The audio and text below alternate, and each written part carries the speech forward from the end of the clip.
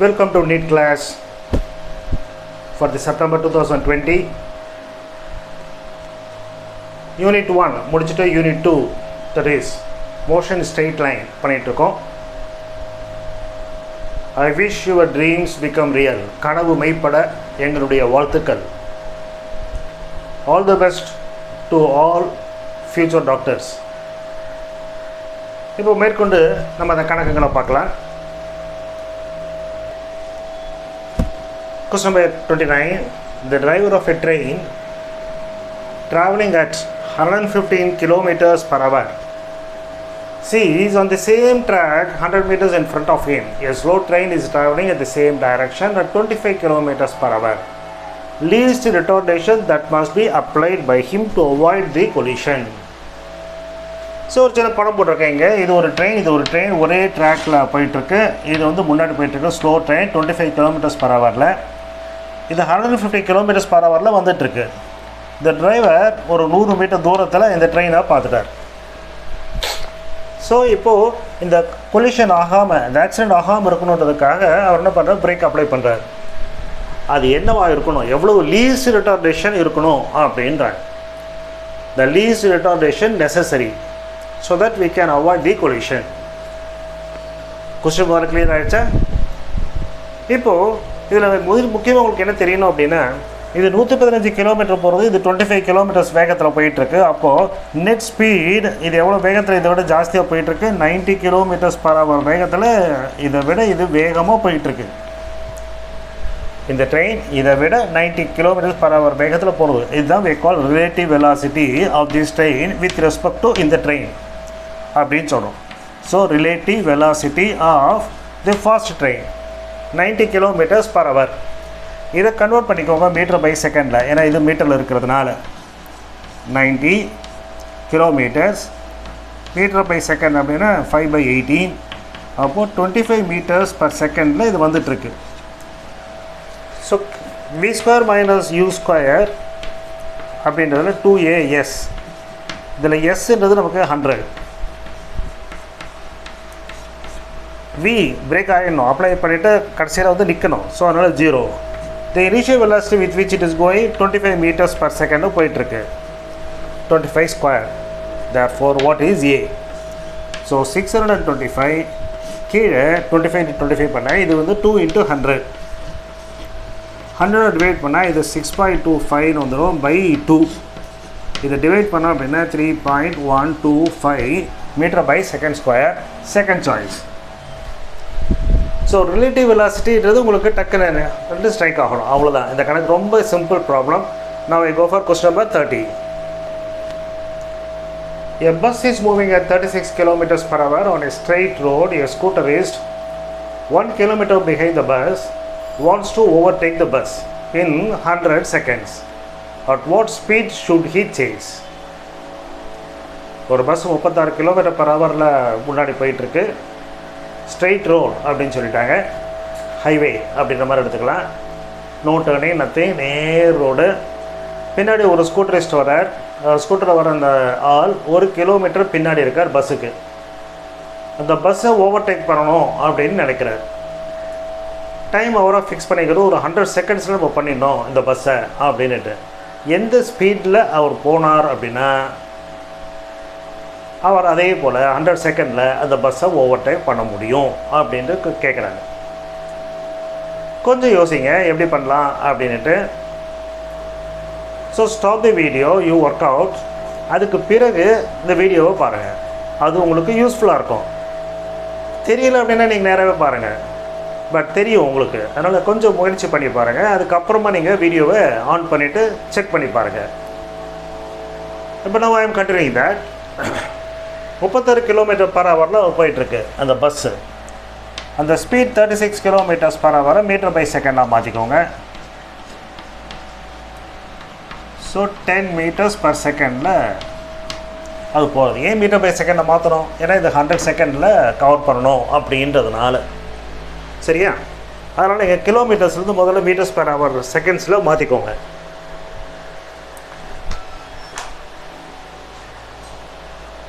இப்போ நம்ம என்ன பண்ணணும், இந்த பஸ்ஸை பிடிக்கணும். பஸ் எவ்வளோ தூரத்தில் இருக்குது? 1 கிலோமீட்டர் தூரத்தில் இருக்குது. நமக்கு ஸ்பீடுக்கு என்ன ஃபார்முலா உங்களுக்கு தெரியும் அப்படின்னா the distance traveled divided by time. Very simple formula, but it should strike you, அவ்வளோதான். இப்போ இவர் என்ன ஸ்பீடில் போகணும் அப்படின்றது கேள்வி. ஸோ எஸ் ஈக்குவல் டு அப்படின்றப்ப 1000 மீட்டர் தூரத்தில் இருக்குது, 1 கிலோமீட்டர் சொன்னதுனால இவர் எந்த ஸ்பீடில் போகிறாரு, 10 மீட்டர்ஸ் பர் செகண்டில் இவர் போயிட்டுருக்கார்.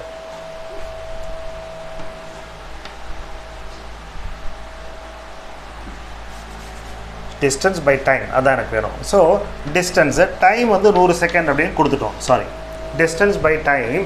அப்போ இவருடைய ஸ்பீட் என்ன அப்படின்னு தெரியும். இந்த ஸ்பீடுன்றது அப்போது இவரோட ஸ்பீட் என்ன வரணும், 10 metres per second. Metres per second ஞாபகம் வச்சுக்கோங்க, இது எல்லாமே மீட்டர் பர் செகண்டாக வரணும். ஓகேவா? அதாவது நெட் ஸ்பீட் அந்த பஸ்ஸை விட இவர் அதிகமாக போகணும், அப்போ தான் இவர் கிராஸ் பண்ண முடியும். Not at this rate. நல்லா புரிஞ்சுக்கோங்க, இது ரிலேட்டிவ் வெலாசிட்டி.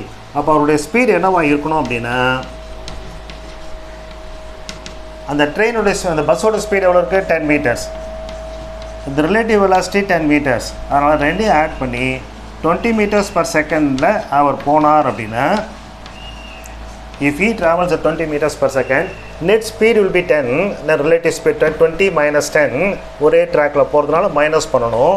ரிலேட்டிவ் வெலாசிட்டி உங்களுக்கு 10 கிடைக்கும். ஆக 10 மீட்டர்ஸ் பர் செகண்டில் போனார் அப்படின்னா 100 செகண்ட்ஸில் அவரால் கிராஸ் பண்ண முடியும். So the correct choice is d. ரொம்ப சின்ன கணக்கு. எத்தனை பேர் கரெக்டாக போட்டிங்க? கரெக்டாக போட்டிங்க, நீங்களே உங்களை அப்ரிஷியேட் பண்ணிக்கோங்க. தப்பாக போட்டவங்க வாட்ச் பண்ணுங்கள். ரொம்ப simple problem. I am going for question number 31. ஒரு பஸ்ஸு ட்ராவல் பண்ணுறது. Bus is travelling at an average speed of 18 kilometers per hour. It covers 1/3 of the distance at 10 kilometers per hour. Next 1/3 at 20 kilometers per hour. With what speed should it would have covered the remaining distance? With what speed it would have covered the remaining distance? 40, 60, 35, 28 அப்படின்னு கேள்வி. இது உங்களுக்கு formula தெரியும். இதே base பண்ணி உங்களுக்கு ஒரு கணக்கு நான் போட்டு காட்டியிருக்கேன் ப்ரீவியஸ் வீடியோவில். Can you recollect the formula? The average speed உடைய ஃபார்முலா 3 times of UVW. கீழே 2 நம்பரா, UV அப்புறமா VW ப்ளஸ் UW. இதுதான் ஆவரேஜ் ஸ்பீட். ஆவரேஜ் ஸ்பீட் எவ்வளோ கொடுத்துருக்காங்க, 18. ஸோ 3 இன்ட்டு ஒரு ஸ்பீடு எவ்வளோ கொடுத்துருக்காங்க, 10. இன்னொரு ஸ்பீடு 20. இன்னொரு ஸ்பீடு தரல. இதுதான் உங்களுடைய கண்டுபிடிக்க வேண்டியது. சரி, அதை நம்ம டபுள்யூன்னு வச்சுக்கலாம். கீழே என்ன இருக்குது, UV. ஸோ இது U, இது Vன்னு வச்சுருக்கோம். இது U, இது V. So U into V 200. V into W, so 20W. அப்புறம் UW, ஸோ 10W. இது equal to 18. So 18 equal to இதை மட்டும் பண்ணிக்கலாம். ஸோ 2 இன்ட்டு 3 6, அது இன்ட்டு 0, அப்புறம் ஒரு W. கீழே வந்து என்ன இருக்குது, 200 ப்ளஸ் 30W அப்படி வரும். இப்போ நல்லது கிராஸ் மல்டிப்ளை பண்ணிட்டீங்க அப்படின்னா திஸ் பார்ட் என்ன ஆகும், 18 இன்ட்டு 200, அதனால் 3600. அதுக்கப்புறம் 18 இன்ட்டு 30, அது ஒரு 540. W ஈக்குவல் டு 600W அப்படி வரும். 600 540 போயிடுச்சு அப்படின்னா 60W. அது எவ்வளவு, 3600. ஒரு 0 போயிடுச்சு, 60. ஸோ டபிள்யூடைய ஸ்பீட் வந்து, அதாவது தேர்ட் ஃபேஸில் he must travel at the speed of 60 kilometers per hour போனால் தான் ஆவரேஜாக உங்களுக்கு 18 வரும். ஏன்னா ஆரம்பத்தில் ரொம்ப ஸ்லோவாக போயிட்டார் அவர் 10 kilometers per hour 20ல். அதனால் தேர்ட் ஃபேஸில் he has to go with a very high speed 60 kilometers per hour. Very simple one. So next ப்ராப்ளத்தை போல். Question number 32. A bus travels along a straight line, traversed 1/3 of the total distance with a velocity of 30 meters per second. The remaining part of the distance was covered with a velocity of 20 meters per second for half the time and the velocity 40 meters per second for the other half time. Average velocity is. போன கணக்கில் என்ன கொடுத்தோம், டிஸ்டன்ஸை எப்படி cover பண்ணாங்க with different வெலாசிட்டிஸ்ன்றதை பார்த்தோம். 1/3 of the distance ஒரு வெலாசிட்டியில், மிச்சம் இருக்கிற 1/3 ஒரு வெலாசிட்டியில், இன்னொரு 1/3 இன்னொரு இதை ஸ்பீடில் போனாங்க. இப்போ எப்படி கேட்குறாங்க, ஒரு 1/3 வந்து ஒரு வெலாசிட்டியில் போயிருக்காங்க. Remaining part of the distance எவ்வளோ கவர் பண்ணணுமோ, சரி அது வந்து 2 மணி நேரத்தில் கவர் பண்ணோம் அப்படின்னா ஒரு மணி நேரத்துக்கு 20 மீட்டர் பர் செகண்ட் போகிறாங்க.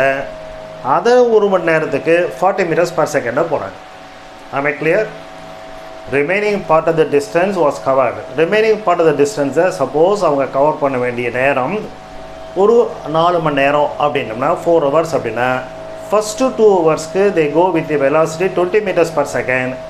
அடுத்த 20 மீட்டருக்கு அடுத்த ஒரு half an hour அதாவது 2 ஹவர்ஸ்க்கு அந்த வெலாசிட்டி 40 மீட்டர்ஸ் பர் செகண்ட் போனால் ஆவரேஜ் வெலாசிட்டி என்ன அப்படின்னு கேட்குறாங்க. ஓகேவா? ஸோ இந்த ஃபஸ்ட் சாய்ஸ் தப்பு, அது இல்லை நிச்சயமாக. மீதி 3 சாய்ஸில் என்னன்றது நீங்கள் பார்க்கணும். தப்பி தவிர இது 1/3 ரிமைனிங் ஏதோ சொல்லியிருக்காங்க அப்படின்னு டக்குன்னு போயிடக்கூடாது. So now I go for the solution போகிறேன். இதை நீங்கள் ஃபார்முலாவாக ஞாபகம் வச்சுக்கிறது நல்லது. இதை ஒர்க் அவுட் பண்ணுறது நிறைய நேரம் ஆகிடும். இந்த மாதிரி கணக்கு வந்து பார்த்துக்கோங்க. ஒரு 1/3 கொடுத்துருக்காங்க, ரிமைனிங்கை பாதி நேரத்துக்கு ஒரு மணி நேரம் ஒரு ஸ்பீட்லேயும் மீது பாதி நேரத்துக்கு ஆஃப் தி அவர் டைமில் அப்படி சொன்னாங்க அப்படின்னா ஏன்னா ஃபார்முலானது இப்போ பண்ணி காட்டிடுறேன். அதுக்கப்புறம் நீங்கள் அதை ஃபார்முலாவாக ஞாபகம் வச்சுட்டிங்கன்னா that will be easier, time save ஆகும். நம்ம என்ன பண்ணுவோம், ஈஸியாக டோட்டல் டிஸ்டன்ஸை 3s வச்சுக்கலாம். ஏன்னா 1/3 அப்படி சொன்னதுனால டோட்டல் டிஸ்டன்ஸை 3s வச்சுக்கிறேன். அப்போ 1/3 ஆஃப் டிஸ்டன்ஸ் வந்து s/3. இந்த s/3 எந்த ஸ்பீடில் போகிறோம், 30 மீட்டர்ஸ் பர் செகண்ட். அப்போ what is the time taken for this travel? இந்த s/3க்கு இந்த டைம் ஸ்பீடில் போச்சுன்னா இந்த 30யை ஜென்ரலைஸ் பண்ணியிருக்கேன் u அப்படின்ட்டு. I'm driving the formula for the generalised one. அதுக்கப்புறம் இதை நீங்கள் அப்ளை பண்ணிக்கலாம் ஈஸியாக. அதனால் 30, 40, 20, நான் இங்கே அப்ளை பண்ணல. இப்போ நமக்கு எவ்வளோ நேரம் ஆகும் இந்த 1/3 டிஸ்டன்ஸ்க்கு அப்படின்னா this is the distance and this is the velocity with which it is going. Therefore the time equal to distance by speed, அதாவது s/3u. இது வந்து ஃபஸ்ட்டு, அதாவது டைம் t1 அப்படின்னு வச்சுட்ருக்கோம். ஒரு முக்கியமானது கண்டுபிடிச்சி வச்சுட்டோம். இப்போ அடுத்ததாக மீதி இருக்கிற இடத்துல பாதி நேரம் அப்படின்றாங்க. Let us assume that t2 ஹவர்ஸ்னு வச்சுக்கலாமே. அதுக்கு வந்து v மீட்டர்ஸ் பர் செகண்டாக போகிறது. அப்போ எவ்வளோ டிஸ்டன்ஸ் போயிருக்கோம், v இன்ட்டு t2.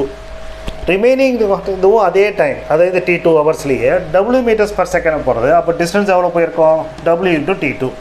இதே t2 ஞாபகம் வச்சுக்கோங்க. ஏன்னா அவங்க சொல்லியிருக்காங்க அது வந்து ஹாஃப் தி டைமில் எவ்வளோ டைம் போகும்போது அதில் ஹாஃப் த டைமில் இது போகிறாங்க, ஹாஃப் த டைம். அப்போ இது ரெண்டும் ஈக்குவல் டைம்.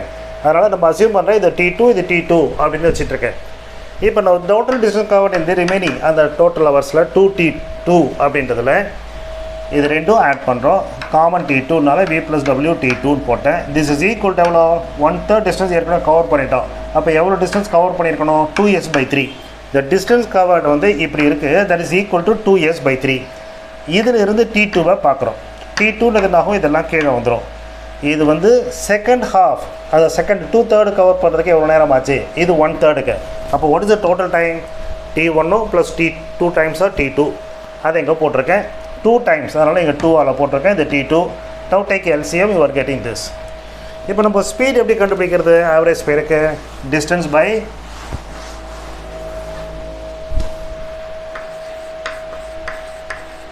ஸ்பீட் வேணும் அப்படின்னா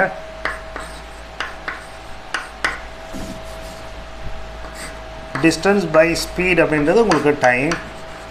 அப்போ ஸ்பீட் என்ன ஆகும், distance by time. So distance divided by time. Distance நம்ம எவ்வளோ வச்சுருக்கோம், 3s. இப்போ நம்ம டோட்டல் டைம் எவ்வளோ கண்டுபிடிச்சிருக்கோம், s vw v + w + 4 times of u divided by this. அதனால் இது மேலே போகிறது 3 times of u into v + 4u எப்படி வரும். So total distance is 3s.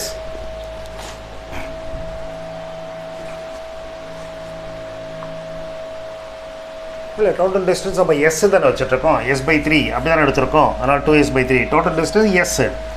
அப்போ டோட்டல் டிஸ்டன்ஸ் இங்கே வெரி எஸ் தான் வந்திருக்கும். ஓகேவா? So u + v and 4u இந்த டைம் வந்திருக்கு. இந்த எஸ்ஸும் கேன்சல் ஆகிடுச்சு. ஸோ த ஆவரேஜ் ஸ்பீடுன்றது 3 times of u + v + 4w.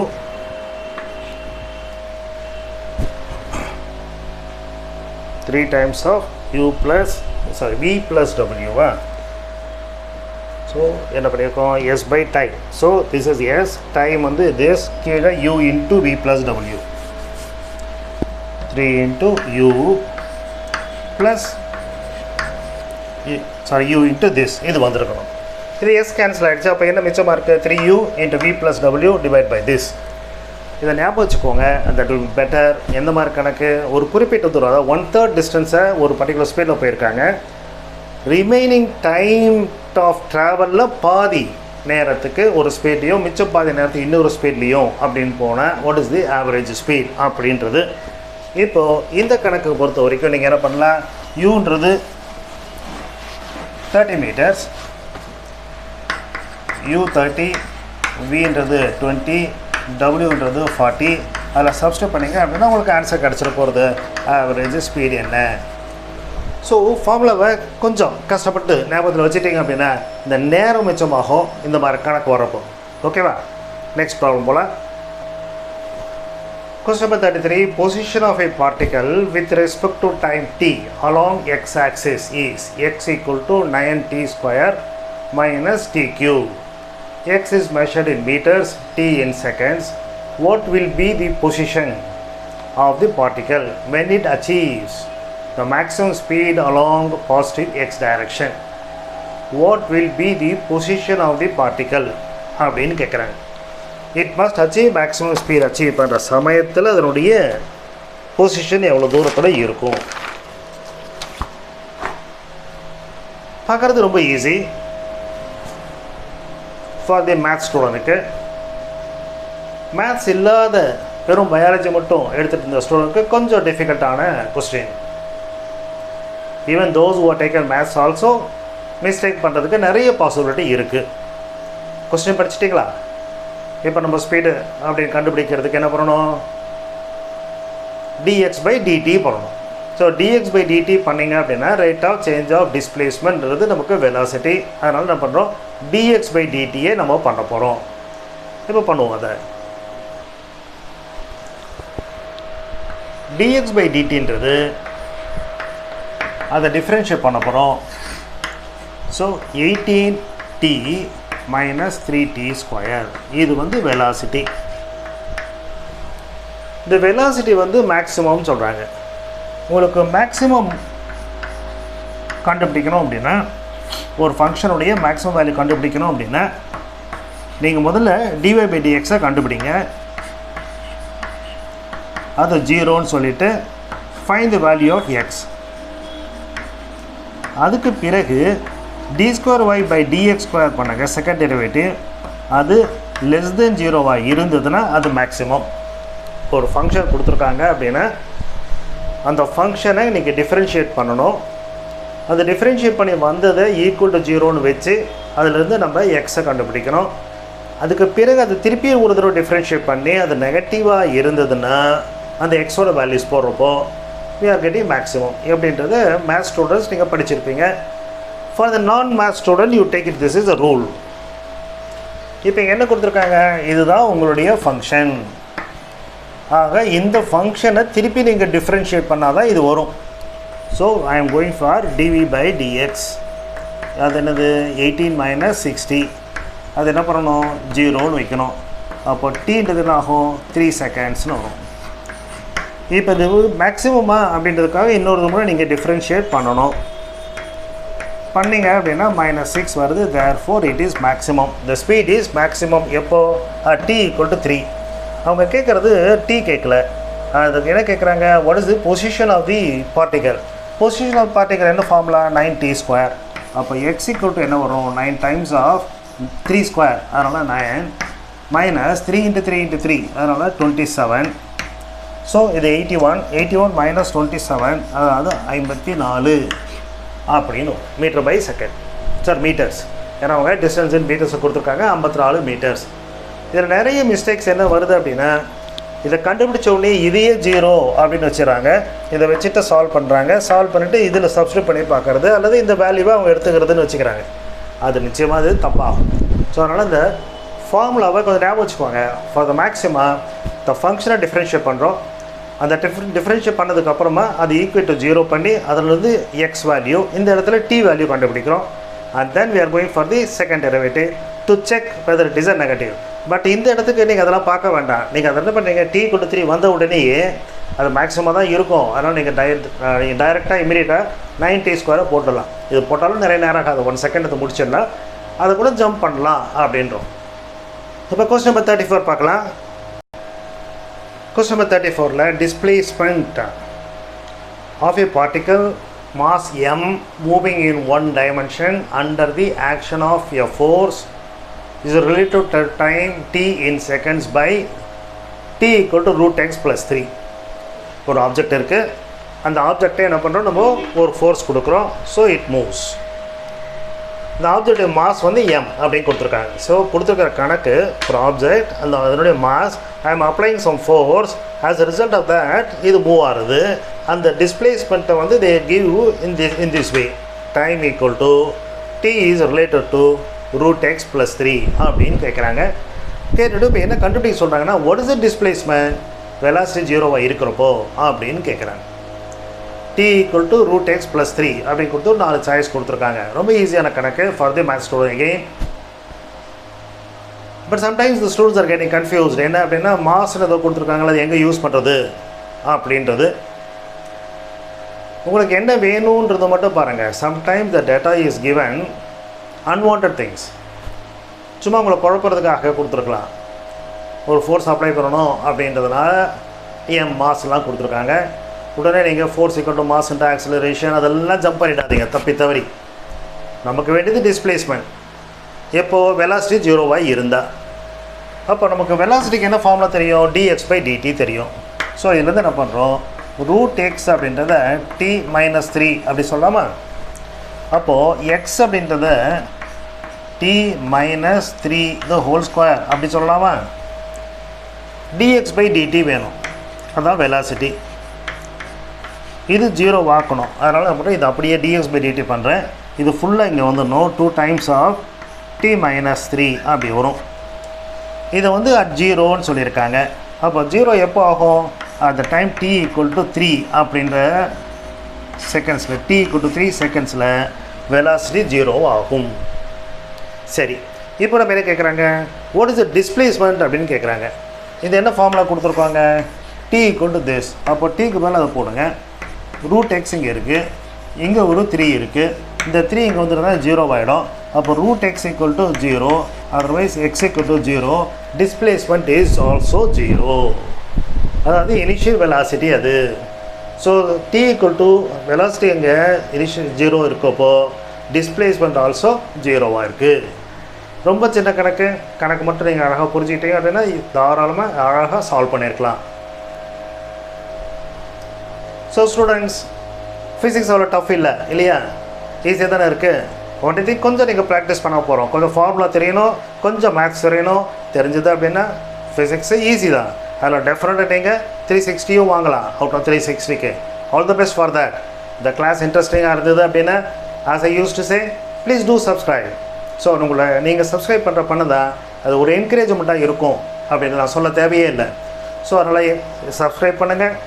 உங்களோட ஃப்ரெண்ட்ஸுக்கும் டெஃபினட்டாக சஜஸ்ட் பண்ணுங்கள். Let them also get the benefit. அவங்களும் உங்களை மாதிரி டாக்டர் ஆகி சர்வ் பண்ணட்டும். So all the best for that. Next வீடியோவை பார்க்கலாம்.